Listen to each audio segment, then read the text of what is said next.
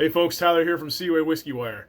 Well guys, with winter in full swing here in the Seaway, I like to pour myself something peated here in the evenings. But this time I thought I'd pour myself a treat. We got ourselves the Octomore 13.2 poured here in my dram tonight on the bar. So go watch the intro, come on back, and I'm going to give you guys my first impressions on my first ever try of Octomore. Stick around, guys.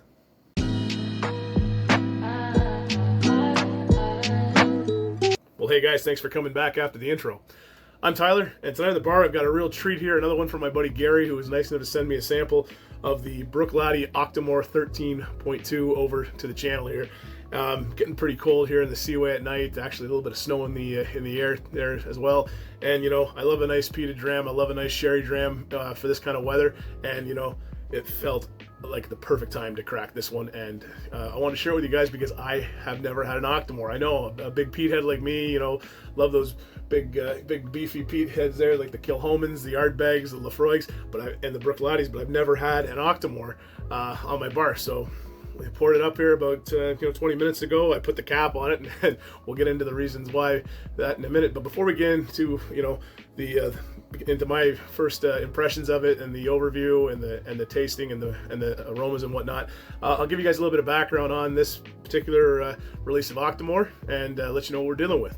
So the Octomore 13.2 is part of the iconic Octomore series from Bruichladdich distilleries, who are known for producing some of the most heavily peated whiskeys in the world. So for Bruichladdich, you've got some unpeated versions there. You know, you've got the classic Laddie and the age statements that go with that. Then you've got the Port Charlotte releases, and then you've got even more heavily peated releases of it in the Octomore.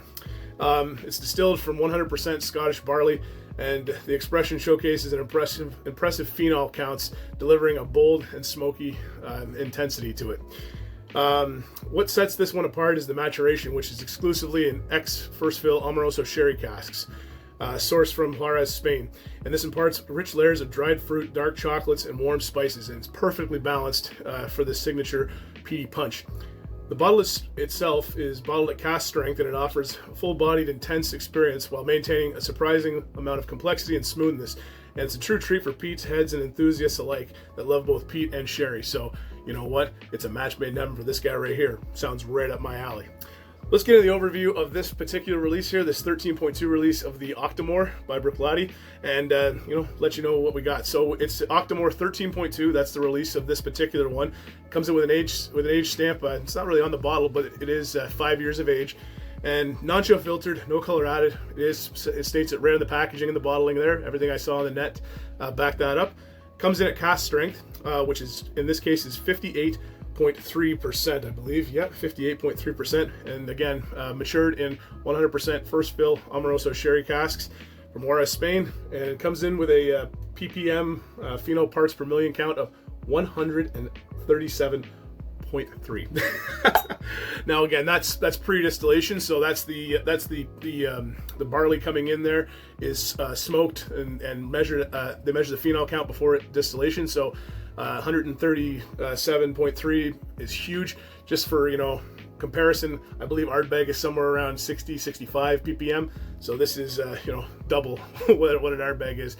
But again, pre-distillation, so it's a little tough to measure it. But anyways, peat head to another peat head, it's gonna be smoky, and I poured this and put the cap on it because of that, because even just pouring it and letting it kind of sit in the bar here for a few minutes, it was very, very intense. So anyways, without further ado, I'm gonna take the cap off here, and Gary, thanks again for sending this over to the channel, and it's getting pretty smoky in here.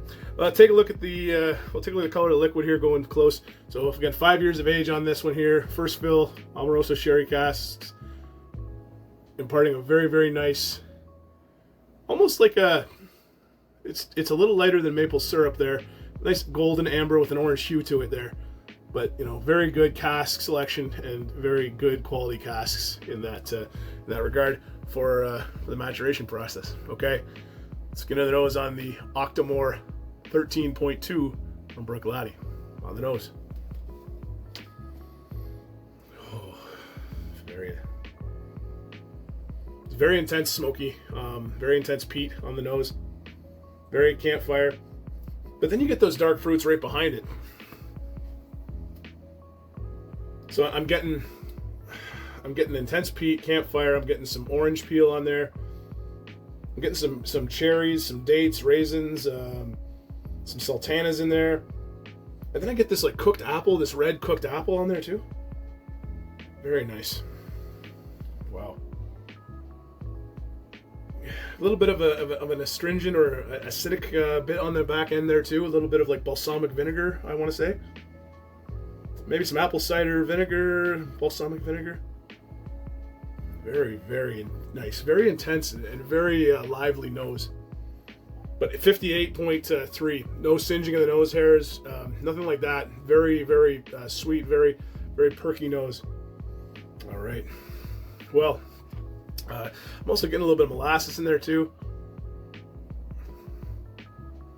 I get a little bit of brininess too, I will say that.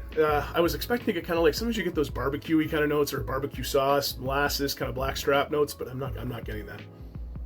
No, it's really that more astringent piece there, but you do get some brininess at the back end there with that bit of acidity, a bit of astringency, or that balsamic kind of vinegar note there. Anyways, let's get into the palate and see what we can get out of this beauty. So I'm not gonna lie, I'm really looking forward to this, and thank you again, Gary. Slanja, to your health. Let's get ready to breathe in some smoke here.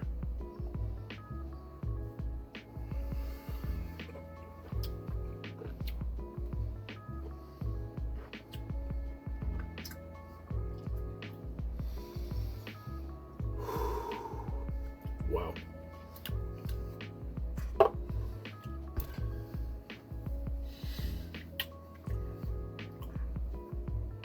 Very good. Very, very much.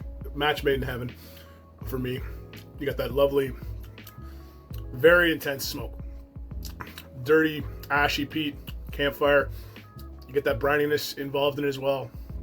All the front end and through the middle and to the end. It lingers. And then you get those dark fruits, that orange. Yeah, you get this. It's a very interesting. Some oranges, some cherries, some dates, raisins, some dark chocolate in there. Very, very bitter, dark chocolate. I get a little bit of cigar in there as well, and not like a light cigar either. Like more of a Maduro cigar in there at the back. And a little bit of I'm gonna go in for their sip. I got it. This is very good.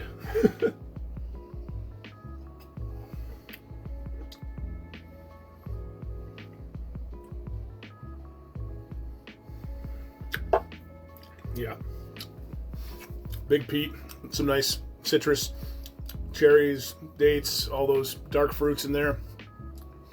Bitters, like dark chocolate, maybe a little bit of espresso in there. And then you get the cigar note at the back end. Into a little bit of spice, a little bit of clove, a little bit of cinnamon, a little bit of nutmeg. I'm not really sure what else is in there. Something else going on at the back end. It's definitely got a little bit of funk to it there. Not like sometimes Bruichladdich gets this kind of like reputation for being like a cheesy or lactic or whatever like that. I'm not getting that. It's really more of that. Maybe it's that astringent note to it coming back. I've had some Benromics that have got this kind of astringency to it. This kind of that balsamic vinegar note, and it's much more present, more like a salad dressing kind of balsamic vinegar. It does definitely not have that going on for it at all. But the flavors are so huge. Like that's the thing. It's big. I wish I would have got 2 of these samples. Like now the nose has got a little bit of a play to it now, where it's almost got a bit of a maple syrup sweetness to it. Maybe it's because there's not much left in the Highland glass here, but yeah. Very transformative. I wish I would have had another. Maybe Gary, I'll be asking you for another sample or whatever. But add some more water, add some water to this, and see kind of how it opens up. But I'm really enjoying it. Even if it just drinks so smooth and so nicely. Even 58.3%, smooth as all get out. I'm able to keep it on my palate.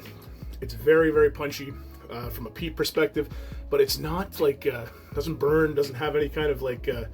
Of any kind of like anything it's kind of ignorant, or anything that's kind of like out there to say, it's too bitter, it's too acidy, or give you any kind of like bad taste to it there. It's very non-offensive, and I mean that's again quality of cask, quality of distillate, and the product's being produced, and they've done a wicked job here. Last sip and then we'll wrap up, guys.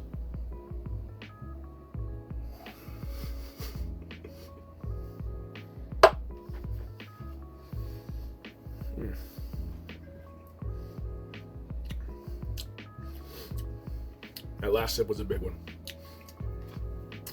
Finish is long. Flavors are big. Punchy. Smooth. Dare I say easy sipper from a heavily peated dram here, but it is wonderful. Wonderfully fruity. Very wonderfully smoky, wonderfully fruity. That little bit of that bitterness and dark chocolate and coffee piece at the back there. A bit of cigar ash there. You get the brininess at the front. Like, it's, yeah, this is a very good dram, and I can see, you know, why the hype around Bruichladdich exists and why there are, you know, so many people that really love and respect and pick this up on the annual, because it is terrific. This one here being 100% ex-Amoroso sherry cask. Sure, I'm a huge sherry guy. Love sherried peated whiskey, and you know, this might very well be my favorite now. I might have to try and figure out how to source a bottle of this, because, you know, is it an everyday drinker? Absolutely not, but it's definitely something, you know, cold nights like this with the snow whipping around, definitely appropriate to have a dram like this, even if it's just a little bit. And, you know, I think this would be a great one to share with your buddies, and you know, especially guys who are just think they're into peat. This is one that'll definitely put them to the test. But anyway, Gary, thank you again, buddy. Appreciate it. You know, you let me pick out a bunch of different expressions from your list of stock, and this is one of them, and I really appreciate you shipping this over to the channel for review, buddy. And I'll make sure I put a wrestler up there when I mention your name earlier in the video. I neglected to do that last time, and it's something that I want to try and do for anybody who sends me samples in the future. So yeah, you want to send samples to the channel, you can get in touch with me, and we'll get you guys assigned a wrestler when I do the samples. But anyway, if you like what we're doing here at Seaway Whiskey Wire, and I'm smiling ear to ear, guys, because it was a great one. You guys know that drill. Like and subscribe down below. And hey, don't forget to check me out on Instagram at Seaway Whiskey Wire for more content. And guys, you know, as always, if you're still hanging around this long in the video, thank you very much. Really appreciate it. Love coming down here on a stormy, miserable, wintry night and having a kick-ass dram of Bruichladdich Octomore 13.2, and, you know, getting to film my first reactions with it and share it with you guys. If you guys had Octomore, what's your favorite version of that? I'd love to hear from you guys. And, you know, if I was going to go out and purchase an Octomore for the channel, which one should I get? Right now I'm leaning towards 13.2, but you know, maybe you can give me some better recommendations. But anyway, I got nothing left, guys. I drank it all. There's a little smidge left in there, so I'll kind of sign off with that and finish this up. And I don't know what I can pour after this. I think I'm kind of done for the night, maybe, but I'm sure I'll figure it out. Slàinte, guys. Thank you so much. Take care, and I'll see you around. Bye for now.